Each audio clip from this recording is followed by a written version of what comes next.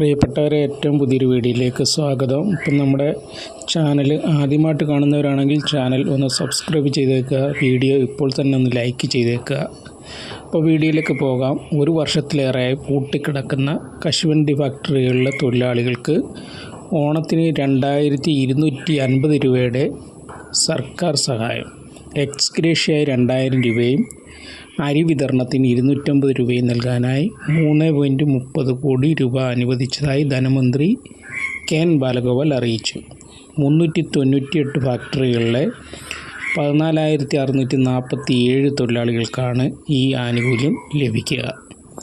ഓണത്തോടനുബന്ധിച്ച് വളരെ സഹായകരമായിട്ടുള്ളൊരു നിലപാടാണ് സർക്കാരിൻ്റെ ഭാഗത്തു നിന്ന് ഇപ്പോൾ ഉണ്ടായിരിക്കുന്നത്.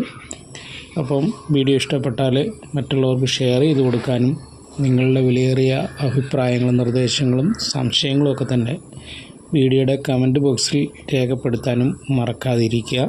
Okay, thanks for watching.